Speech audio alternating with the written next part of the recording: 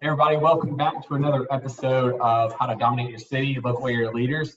I'm Jason Richardson. This is my wife, Laura, and we're with Rowe Real Estate Agency. Today, we have a special guest that has been recommended very highly from a few of our previous guests. His name is Michael Santos, and he is the owner of Meez Market. He's a personal chef and a catering company as well, so we'll get into that. Michael, thank you for joining us today. We appreciate it. My pleasure. Thanks for having us. Absolutely. So before we jump into exactly what you do, Michael, tell us how long have you been in the area and kind of how you got involved in what you're doing. A little bit about yourself. I've been in Raleigh, I guess about 4 or 5 years now. 5 years. Basically, just starting out, just started working in restaurants when I was really young. Had no intention of staying in the restaurant industry, just like a lot of other chefs. Started out washing dishes. I was a big cross-country and track runner. Thought I'd just go wash dishes, after practice to make a few extra dollars, and ended up getting roped in to working on the line and working with other chefs, and then kind of fell in love with the passion of cooking, and it kind of started from there. Turned out, instead of going to college to run, I decided to go to culinary school. So I went to culinary school after that. And then I went to Germany and France and trained under a master chef there. Came back, ended up at ECU for my business degree. You want the whole rundown now? No, that's perfect right there. So you've been in the Raleigh area, you say, for about 3 to 5 years, something like that? 5 years. I grew up in Elon. So Yep. No, that's great. So is it pretty typical for a chef to get experience in Europe before coming back to the States, or is that something that you just chose to do? It's a lot of it has to do with the errors, I guess, the time of error. I'm starting to get to the point where I guess about every 5 to 10 years, maybe 10 years, I guess, it kind of changes, And so when I was coming up, it's like we always talk to older chefs and even a lot older than I am and vice versa. And I've been in the business for a while. It's like, hey, this was really big back then. This is how you were going to get your solid job. This is how you were really going to get noticed.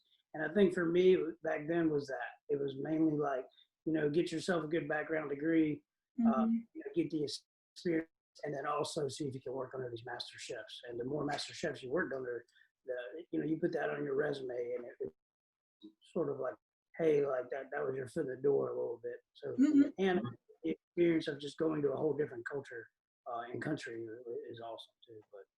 So at what age was it when you decided that you wanted to go into this full time? Were you a young kid? Were you in teenage years, college? When was it you actually decided? Yeah, I worked it was probably my junior year in high school. I was already, like I said, working in restaurants, but I found myself stealing the managers' like food and wine magazines and stuff when we were slow and reading them, and then sitting in English class, and instead of paying attention to my academics, reading those magazines in the middle of class and just kind of going. I've always thought that the industry was just crazy and really neat, but I think it was until I worked under my first master chef, which it kind of did it. I was like, oh, I can't see myself doing anything else. Yeah, absolutely. So I know you said you got your business degree from ECU, and you actually opened a restaurant right outside of ECU as well, correct? Yeah, so I had I was the head chef of the Hilton there after I came back, and for 4.5 years while I was getting my second degree. And I thought, again, it was my end of my resume builder, and I was going to move from Greenville and start traveling all over again, and had the opportunity of opening a restaurant there called Chef's 505. And then we expanded a few years later and built on a really cool martini bar next to it. And a few years after that, we built a restaurant in Morehead City called Chef's 105. Owned both of those for a period of, I guess, 105's 5 years, 6 years, and 505 for 10 to 12, 11 years, something like that. Okay. So I ended up staying in Greenville for a while. So, that's kind of how that happened. But how did you pick the areas that you opened those in? Morehead City and Greenville you picked because you're in that area, but how about Morehead City? What goes into making that decision? For us at the time, we it was the opportunity was there, so we kind of looked at it. I think we remember kind of saying like, nah, we're not really interested. But then for it was the fact that we always complained in the summertime that when the students were gone from ECU, and it seemed like about 70% of the people in Greenville had either beach houses in Atlantic Beach or they had, lake houses, and so they would just leave. And so, of course, for 2 or 3 months there, we'd have, very slower businesses. And so we were like, well, we could kind of catch them on both ends and catch them at the beach in the summer for 3 or 4 months, and then catch them back here in the fall for football and then, of course, the holidays and stuff. So for us, I think that was a deciding factor in the fact that we already had, we didn't feel like we were going into Morehead City completely without a client. So that was a big benefactor. That's awesome. That's interesting because I wouldn't even have thought about that. But like they're complementing each other, and you're using the same customer base and everything too, for some of it. So you went the restaurant route for a while, and then now you own Meez Market and Catering. So tell us a little bit about that, what you do and what you specialize in. Yeah. So I think the biggest thing, which is honestly why everybody asks, especially people still in the restaurant stuff, is like, why'd you get out of the restaurants? And it was great. It was a good time, and they had, at least once a week, people ask me, would you go to the restaurant? I'm never gonna say never, but for me it was great. It was great fun. But when I got done, I was a little burned out and I was tired. And I was actually considering going into the real estate business. Or maybe even, I actually remember going on a guy named Mike Allen. He works for State Farm Insurance. And I remember interviewing with him and telling him like, hey, this is what I think I want to do now. And him saying like, you're crazy, and pretty much. And he's like, this is what you belong in this business. But he interviewed me anyway. And he said, I'll let you think about it. He's like, of course I'll start you, that kind of thing. And that same week I got a job. Somebody called and asked if I would do this really nice sit down dinner in someone's home.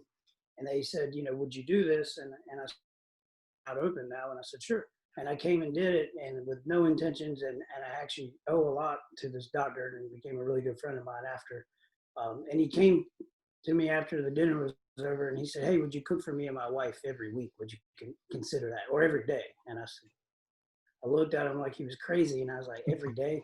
He told me about the situation he was in, and his wife was a doctor, and they both had 2 kids, and they were all gluten-free.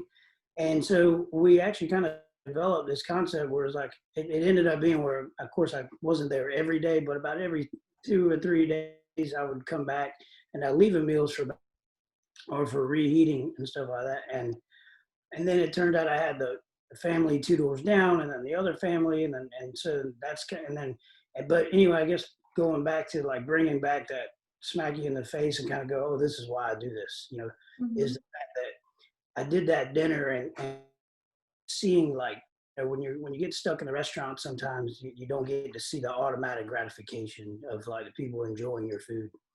And you get too wrapped up sometimes at all the business stuff and the numbers, and you forget about why you're really doing this, and yeah, we have to make money and we have to like live and things like that. But that dinner alone just looked like almost like it changed my whole life. Like it was like, oh wow, like the man smacked me in the face, and so did that and started growing. And then I started traveling with families, and then that was really fun. It still is. And so, what are some of the places that you traveled to? For a while, I was going to the Dominican Republic every year with a family. Wow. Had a house there. Been to Portugal a few times, same time. Kiwa Island, Simon's Island, the mountains a lot. And sometimes they're not really crazy extensive. This time of year, we go to the beach a lot. I go to the mountains a lot. I say we because we've gotten to the point where like I can't be at every one, when we get asked to do. So sometimes, I still might plan the menu and prep and all other stuff, but we go to Outer Banks a lot. But basically people rent houses for the week.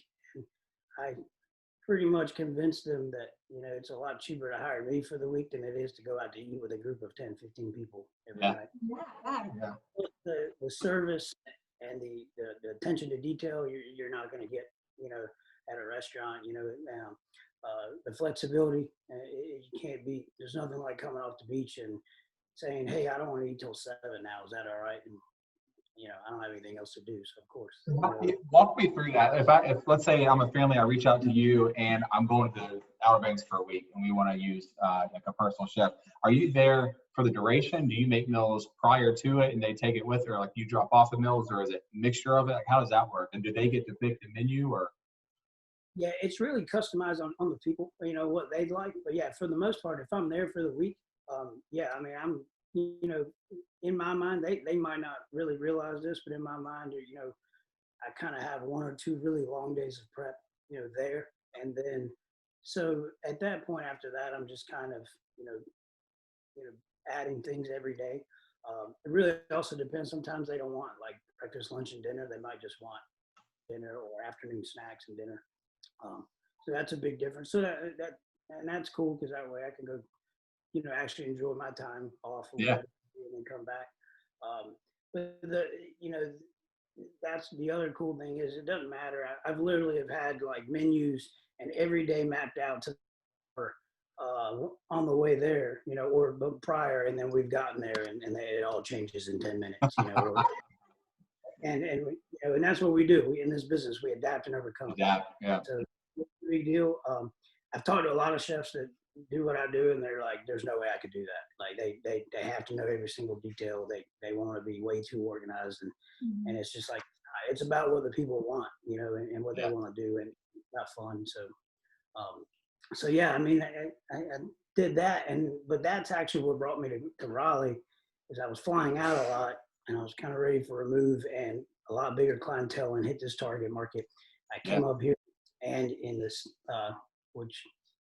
about the same week, I went to ECU NC State tailgate and met a young lady that worked in admissions at the Chef's Academy, and which is where Amber worked, and they asked if I would, consider being a chef instructor, and I told them nope, because I do it. Anyway, the dean of the school called me like the next week, and he asked me to at least come in and check it out, and I did, and I still wasn't sold on it. And he said, "Look, we have to pay you for 10 weeks anyway, and you have to follow another instructor." And I was sold in like probably 5 minutes after teaching. I mean, so I taught culinary school part-time here at the Art Institute and the Chef's Academy part-time, and still can continue personal chef stuff and the caterings. Now we do big, small, whatever, private dinners for 2. I mean, and in the meanwhile, I came up with Meez, which was Meez is the short for mise en place. So in French culinary terms, that means put everything in place. So it's a fancy word for prep, right? So we get all our prep together, we get all our Meez together, and that's what it's It's not technically spelled like it is, You're catering to the Southerners being able to pronounce it, right? Start using that one. It was like, when I looked it up, the idea, I was like, what am I going to call this? And that's basically what we do every day. We Meez every day. So like, and even in school or even when we're working, like we're not going to say class together. Like, we say, hey, get your Meez together. And when I went to go look up the name, the real name was actually already taken. So I couldn't take that one. So I had like, well, we'll call it MEEZ. So that's kind of so a lot of people do ask, like, what does that mean? What does Meez or Mez mean? I'm like, well, it's kind of the prep of getting everything together. So what I do is I opened up a catering commissary kitchen. So I run out to food trucks. So we have the Wandering Moose food truck caters out of our facility, the Cow in the Oak as well. We use the facility basically. We're right next to Happy Endings, which is a bottle shop bar off of Lucher Road in Raleigh. So we're pretty versatile. We do cooking classes, cooking lessons, in-home dinners, weddings. We travel, so.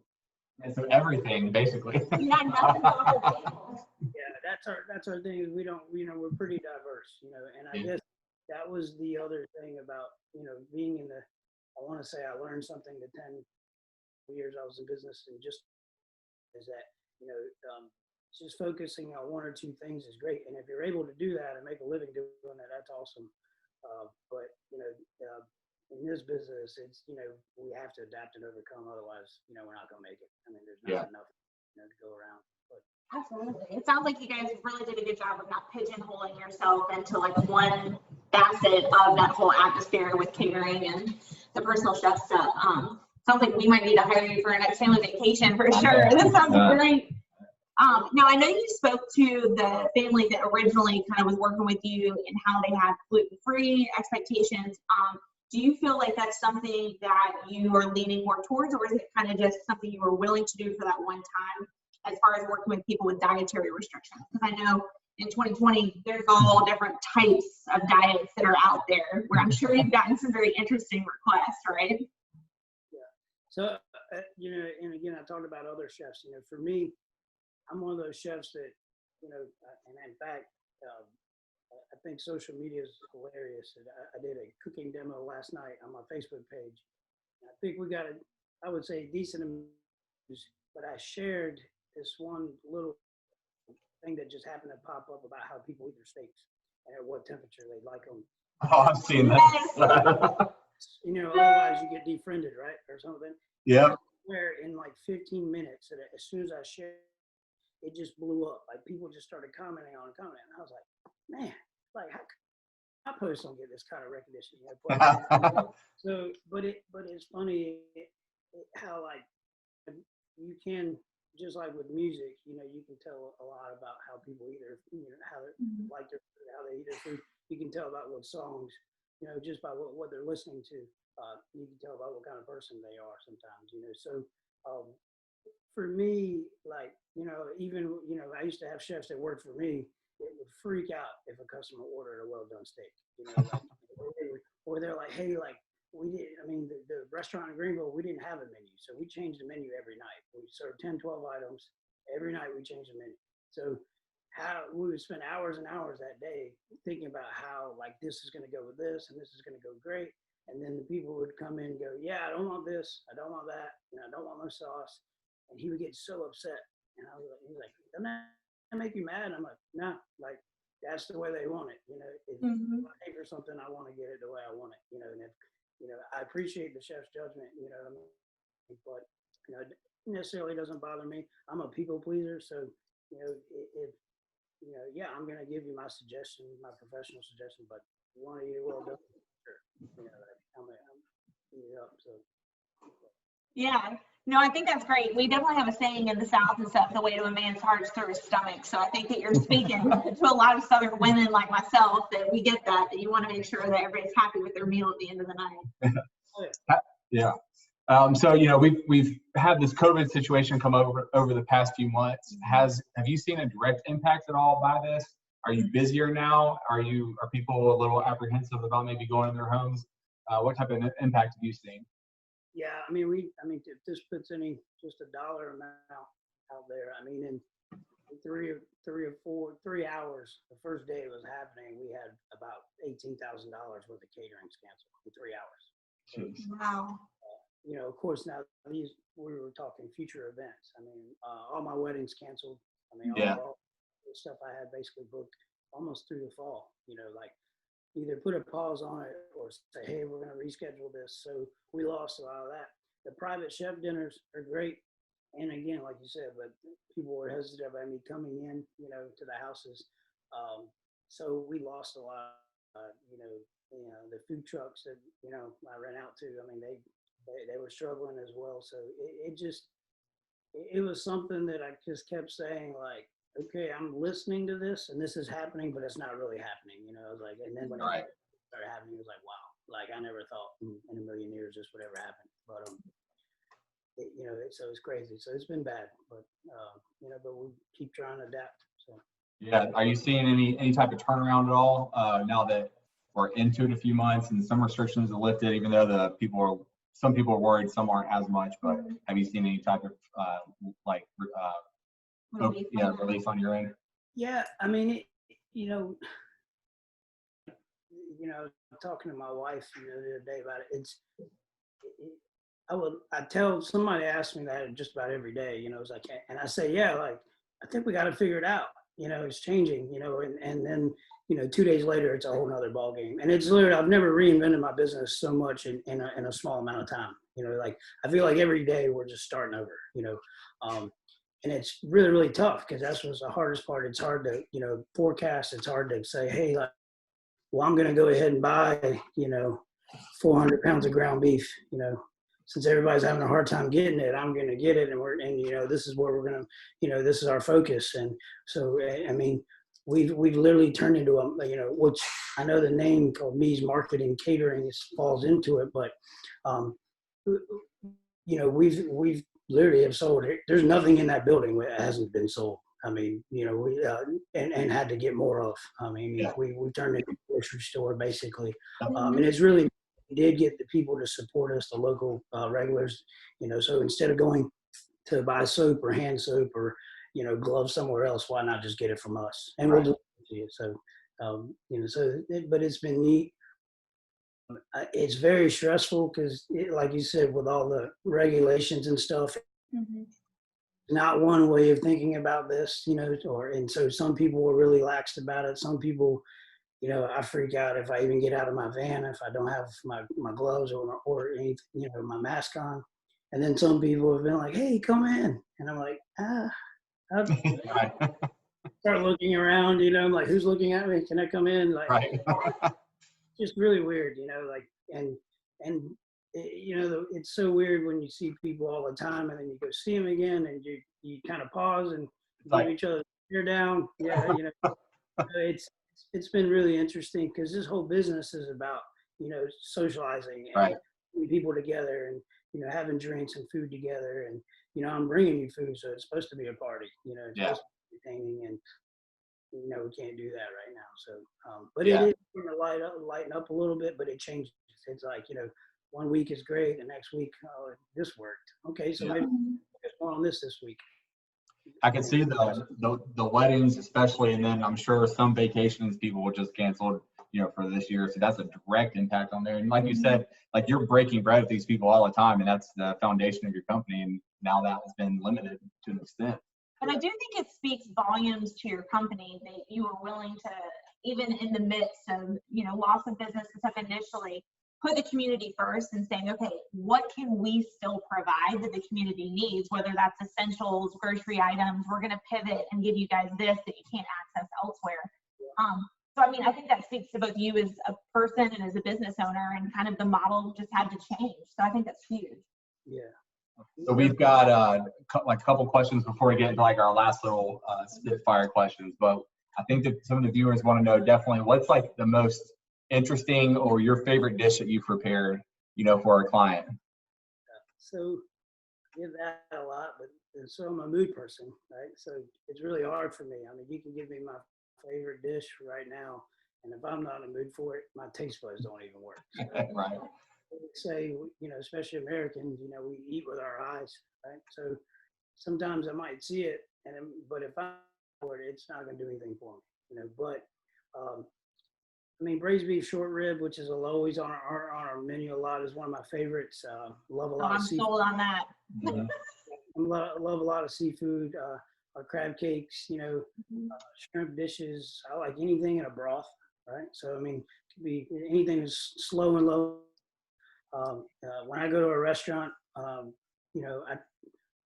try to always get the features. I was like, because I feel like that's what the chef put most of his time into that day. It's not just something that's always on the menu. I can always come back and get that. Or I like to see the technique. I guess this is where the side comes in. Is I like to see like how did he take and him most of the time is a feature. How did he take a lower meat or not so great something and actually applied and made this into an amazing dish, because that's where the work comes in. So that's kind of, some of the dishes that I go for. But yeah, now you guys do have some staple items that you sell as well that are kind of like, I think pantry items is what they're called, right? Yeah. So what we do, and I guess going back to the good thing that's come out of this is when we opened up, we were so overwhelmed with the catering stuff and the staffing, and it's important. And we try to run it with a small crew that it was really hard to really get the market side of things to really off the ground. So we would put out weekly menus and pantry items and stuff every week, or, we say every week, but sometimes that menu might have been out there the same, for like 3 or 4 weeks. And times we would get calls and say, hey, like, we want this stuff. And we'd have to say, like, oh, unfortunately, I have like 6 parties in the next 4 days and I can't, you know. Yeah. So, of course, the consistency for people, so that really wasn't taking off. So the good thing that's come about that is that because this is the only thing we're able to do is the pre-prepared meals and the staples and the pantry stuff, you know, that's been beneficial during this time. The other thing that's been beneficial is that we've reached a lot of people, you know, with the pre-prepared meals that we've never met, you know, we've never been able to cook for. So that's been a really good thing. So it's like keep telling my guys, I'm like, hey, like when it does open back up, if they do decide to have that 50-person pool party, they'll think of us just because of this deal, you know. Yeah. I look at our pre-prepared meals kind of like you know, a magazine that sits on your, you know, living room or coffee table, you know, on you know, it's there, you know, so people see it, you know. So I look at it as like, hey, you know what? It might only be $10, you know, or it might only be $12 meal, you know, but every person is important because we don't know where that $12 meal is going. You know, we don't know, you know, what houses it's going to end up. And maybe this was their way of like, hey, I'm going to try them out for this, but then I'm going to try them out for my daughter's next year, you know. Absolutely. So that's the mentality that I have behind that. And the fact that it is really neat because you know, I'm thinking like, try to think like the customer and say, at home, how would I reheat this? You know, how would, you know, if I'm sitting on my couch, do I really want to go through all this work and read 10 recipe cards to put this out? You know, I'm trying to make it simple, you know, like if you want to cook and have, you know, have a cooking class, that's fine, you know, but that's kind of, you know, just putting yourself in their shoes and how I would enjoy it. Yeah, no, I think that's great. And I think one of the questions we often ask folks is how the community can help support your business. And I think that you kind of hit the nail on the head, especially for those of us like myself who are responsible for making meals in our house. You start to run out of ideas after a while, and you would love to kind of go to somebody who's not only able to do it, but really good at it. That's their niche. Like you want to go to the expert in order to feed your family. So thank you for answering that. Is there anything that we have not hit on your company at all that you'd like to go over before we go into our final thoughts? Just because you know, Laura brought that up, like, so that's the thing that I guess when I try to tell people about our business, because they're like, so what are you? You know, like, well, we're this and we're that, you know, like, and it kind of sounds like that people sometimes are like, well, they do everything. You know, like, what do you mean you do everything? Well, we kind of do, you know. But even you hit on the cooking part, on the lessons, right? So I do in-home cooking lessons. Like we actually have room at the shop where we can do, you know, you can get a small group together. We can actually come in. You can learn how different tips. I don't have to come up with the class. You know, I have people all the time that call me and say, hey, my husband really wants to, you know, learn how to make really good sauces, you know, or wants to learn. And the trick to a really good sauce, for instance, is just the techniques. I can teach you the 5 little basic techniques. So these are the things to watch out for. You can take anything in your fridge. You know, you can take the old sours mix or Bloody Mary mix that you didn't use up for all your Bloody Marys the other day and actually make a sauce out of it, you know, and apply it, you know. And those are more like, you know, and then you can get creative with it once you know. So we'll do the cooking demos, we do classes. I'm trying to think. Again, if they could support us and keep getting those meals and think about us for small or large caterings, you know, those are the big, you know, the big money ones for us. But meanwhile, you know, we'll do what we need to do to keep it going. And then, yeah, I'd love to go on vacation with you guys. So that's a vacation hack, is like being a personal chef. You get to travel and go to those places and everything, right? Oh, and then I guess the other thing, so with it, Meez is like, when I want people to think about Meez not just as a catering company. Like I say, like, or I have people all the time call me and there's like, hey, I looked at your website, but there's no menus up there. And I was like, well, we customize all your menus according to your budget, what you'd like, what you want. You know, no, we have, it happens all the time where people say, hey, like, you know, they have champagne taste, but, you know, Miller Lite budget, you know, we can, you know, we can give you our professional, you know, and then say, hey, like, can't do crab cakes, but we can do sandwiches, We can do, other cakes and be like, oh, I never even thought about that. So we can, that's where we come in. We're not a cookie catering catering company where you can just go pick and choose. We customize it. We're entertainers. I mean, and that's what I tell people. And speaking of entertainment, which happens a lot. So I play music in an acoustic duo all over the place. So there's been a lot of times where I've cooked and played all in the same event. So we do a lot of that, which is, Amber and other people, they come out to see us play. And, I'm up there playing, and it's pretty awesome because about half people don't realize about musicians is when we're up there playing, it sounds really loud to you guys, but our ear, we're listening, especially if you're playing with other people, our ears are so sensitive at that point that sometimes like, do you hear that's not really what he does? He's actually a chef, he's not a musician. I'm like, oh, I'm a musician, great. I was like, but no, so we're entertainers, so I try to put that effort into food, music, anything that we do. Even with, the service, especially, I guarantee you if I come to your house, your trash bag will definitely be emptied. I have husbands tell me all the time, like when we're leaving, hey, like, where do I put this trash bag? Oh, no, just leave it. I got it. And, and I tell my staff all the time, like, hey, when a person comes down the next day after their dinner party, and I guarantee you that's the first thing they see. They're like, oh, they even took out the trash. Or they even wipe down everything, so, it's all about entertaining. It's like, what would I not want to do when I wake up the next morning when I'm having my coffee? I don't want to throw away the bottle. I don't want to throw away, so that's what we're there for, just provide that service. Yeah, customizing and catering to the catering business. I love it. That's great. All right, so this is what we do. To wrap up the show, we do 5 questions to every guest. They're just kind of like short spitfire questions that you can answer pretty quickly. So the first one is, do you have a book or Netflix recommendation for any of the viewers out there that you're currently reading or watching? I haven't read many books. Unless they've been about food or music. So on the book end, it's not a new one that I've read, but I always tell people, especially if you're interested in cooking in the restaurant, and of course, one of my favorite chefs that is not around anymore, but it's Anthony Bourdain's Kitchen Confidential, which was his first book. It really, I think, he got a lot of criticism for it because he kind of opened up the closed doors, I guess, to the public, so some of the time chefs really didn't like that, were like, oh, this is not how reality is. Well, I think you can already tell, like, I'm a pretty real person. So, and so I think that's why I like Tim as much. And that's why I think everybody should read that book. Even if you're not in the business, you have a better understanding as a consumer when you go to a restaurant and sit down and go, hey, this is really what's going on back there, give them some slack or, ask for this. Netflix, probably All Americans, probably one of my little series that I've been watching right now. Just got done watching that one.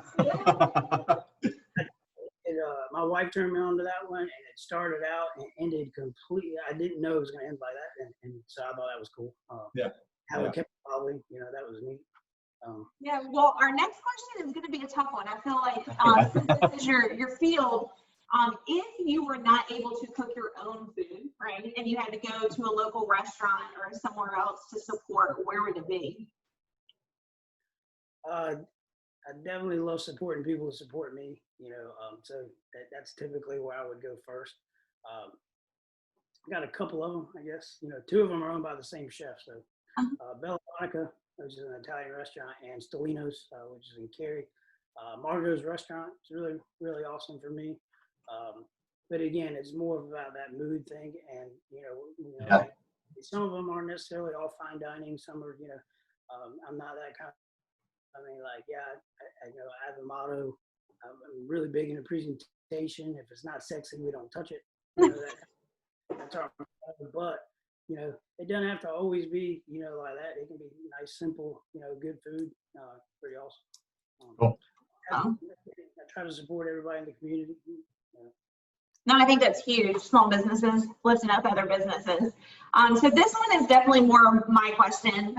The non-coffee drinker over here laughs at this one, but how do you take your coffee? And if you don't drink coffee, we need to know why. Yeah, I definitely drink it black. I was like, and normally I'm drinking tea right now because I have a scratchy voice all the time. So it's like, if I drink tea, my voice won't be. Exactly. Unfortunately, I'm about a 4 or 5 black coffee kind of a person. So definitely drinking black. And I think the main reason behind that, I tell people all the time, is just like a good steak. You know, like sometimes you don't need to necessarily put, you know, crazy seasonings all over a steak. You know, I want that. If I drink black coffee or I drink coffee, I want to taste that really good coffee. I want to taste the true natural flavors in it. I'm not gonna say names, but like, you know, add all these other ingredients in it and make it, you know, taste like you know, something completely different. Yeah, no, you're in good company. I get it. A cold chilled milkshake, I just order that. You know, like, yeah. Last question is, for somebody that's wanting to start their own business, do you have any advice you'd like to give them? oh man. Or advice somebody gave you before you got into it? I think the number one, like you answering that last one, that's important. I think when I went into it the first time, there was a car dealership guy that owned a car dealership. It wasn't even the restaurant business. I asked his opinion, and he told me, he said, "Are you mentally prepared?" You know, and I was 25 years old, and I had a lot of experience when I opened up my first one and everything, and so I was young and cocky. And I was like, "Of course, I know it all," you know. But he told me, "Are you mentally prepared?" And, you know, I thought about that for years and years. Like, I was like, man, my mentally prepared, what did he mean by that? And he wouldn't answer. He said, "You'll know." He said, "You'll know." And I'm telling you, what he meant by that was that we were really successful for a while. And I didn't really get the answer to that question until things got bad. You know, so when he meant by that is the many. So I tell people, like, man, prepare for the worst. You know, be ready that, you know, at some point it's not always going to be awesome. You know, it's not always going to be fun, and, you know, and you're not always going to be making money, you know, and doing well. So I always tell people, you know, if you have a strong mind, try to stay positive, you know. You know, and you know, there's days that I get down, you know, or, you know, but you know, you can't talk about what's happened the past 5 months. You know, we have to keep moving on, and what's going to happen. You know, this week, you know, as of yesterday, everybody's freaking out about the masks. So I don't have a mask. That's going to be I'm sure, you know, tomorrow and forward. But I mean, so yeah, I mean that, and then of course get a nice financial base. I really tell people that all the time. I was like, man, it's like, if you want to do it right, you know, if you want to start, I mean, get a nice base, you know, don't, you know, live within your means kind of thing, you know. It's like, stay within those means. People in this business, especially the restaurant business, we're huge dreamers, right? So like, sometimes it's really hard for us to, it's like, okay, we want this, but we really can only afford this, you know. Yeah. So that would be the top 3 things I would tell people. You know. Oh, that's awesome. That's all good advice for sure, regardless of what industry you go in. I think that kind of talks to everything. So this has been an awesome interview. Did you have anything you want to add? No, I appreciate your insight and ending on a positive note and everything, that you're just so willing to give back to the community and kind of put it all out there. And I think the biggest word that you use is that ability to adapt. Like, you have pivoted when you needed to pivot, and you are being a realist and stuff as far as your business model. And I think that that's huge, especially for upcoming entrepreneurs or people who want to open their own business. Yeah. So again, Michael, thank you so much, Michael Santos, for coming on today. Again, you can find, he's the owner of Meez Market, and as he talked about, they are customizable. Everything is within there, from trips to catering events to weddings to cooking lessons, everything else. That are worn out and just don't want to do it anymore. Yeah, there's a lot that can be had in there. So thanks for taking the time to speak with us today. And we'll be sure to put your website in the bottom there for everybody to check that out. Very much. You guys are doing this. You're welcome. Yeah, absolutely. Thanks for being on.